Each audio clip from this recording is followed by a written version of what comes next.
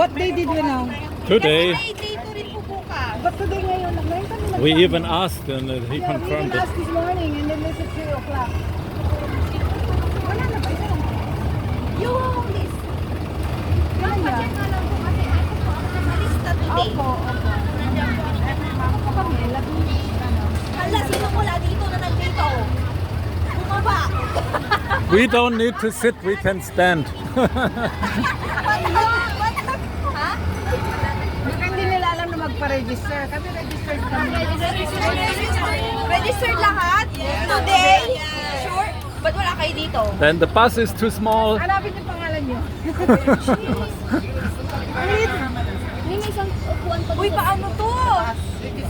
Ilan po ba kayo? Sa kapihan. We can stand, it's not a problem. Kung gusto nyo bumalik, kumpleto ba? Yan, tas dito ko na lang. Yan, adjust na lang tayo. Punuan na, punuan. Ayan, eto. Sir, dito na lang po kayo. Am I so old meanwhile? Yeah. That people... Okay, thanks. Salamat. Ah, there's another one. Okay. Now suddenly they have so many seats. Oh, bahala ka dyan. Do you understand Tagalog, sir? Unfortunately, not enough. No. So you have to do it in English. Ma'am, can you translate for him?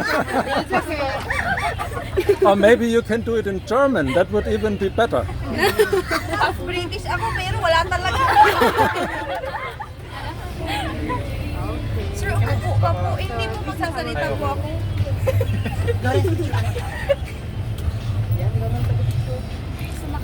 Okay po, so good afternoon. We are from Lingayen Tourism and Cultural Affairs Office. My name is Natalie White and this is Kylie, together with Lawrence and Mike. Okay. Wait lang. So welcome to the beautiful capital town of Pangasinan, Lingayen. Alam nyo ba ang history ng Lingayen? Kung saan A little. nanggaling ang salitang Lingayen? Lingawan. Sino yon? Sige, sabi ko sa teacher mo may plus. Very good ka dyan. Lingawan. Lingawan which means to look back or lingunin. Yes. Kasi noong araw, meron po ditong sampalok tree. Napakalaking sampalok tree. Alam niyo yung sampalok? Yes. Tama. Very good. Nahitik siya sa bunga. So every time may napapadaan dito sa bayan ng Lingayen, napapalingon po sila. That's why lingaw-lingawan and then nag-convert siya sa Lingayen. Yun po. So sa Pangasinan naman, which is Panag-asinan, alam niyo naman po yun. And then, syempre yun yung pangunahing produkto ng Pangasinan, ang asin at maraming isda. Which is, yun ang ingredient sa paggawa ng bagoong. Favorite niyo ba ang bagoong? Baka may ayaw ng bagoong dito. Bababa. Saan niyo siya favorite? Sa mangga. Bagoong alamang. Yung bagoong mo namon. Familiar? Yes. Which is pangsangkap sa pakbet, dinengdeng. Kumakain kayo ng gulay? Yes. Buti pa kayo. So, ayun. And then, ang pupuntahan natin yung low-in histamine, kaya yun yung ginagamit. Sumakses ang trip, ang tuyo. Parang makakasama ko na si Mika. Sumakses tayo eh. Parada muna.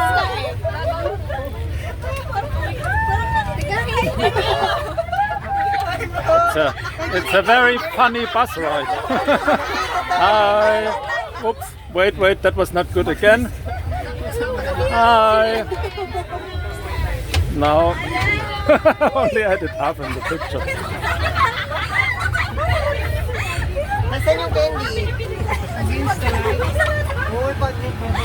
May nagbibideo. What is going on here? Though?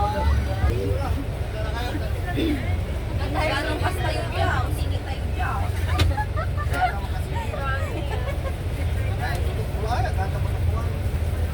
Almost only young people here in the bus.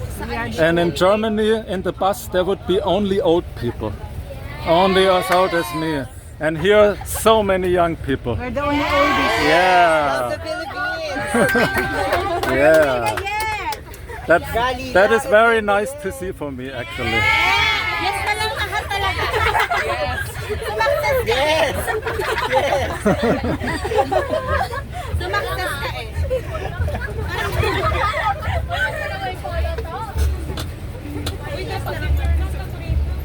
Dapat pala demure. Enjoy siya kasi puro mga young.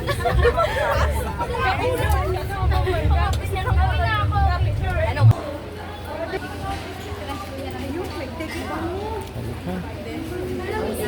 Shout out kay John yan. Yola, dito na kami. Hi, kay John.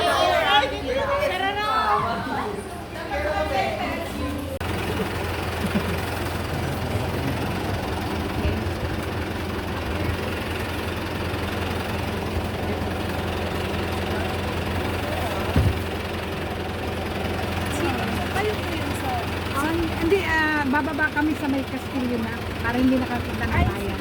Sinabi pa natin kayo ng driver. We have to sit here in the front.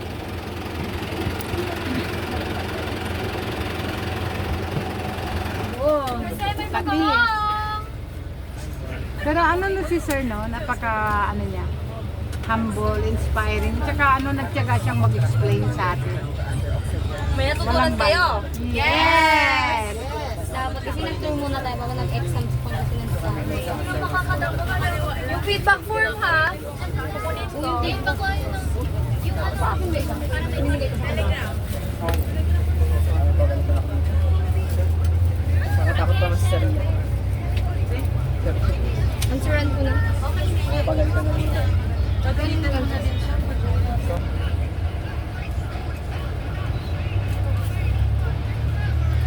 Sige, kuyang, para na kami. Sana po kayo. Salamat, Maraming kuya. salamat Thank you. Thank you, guys. Salamat. We had a lot of fun. Thank you. Kita pa tayo. Bye. Salamat po,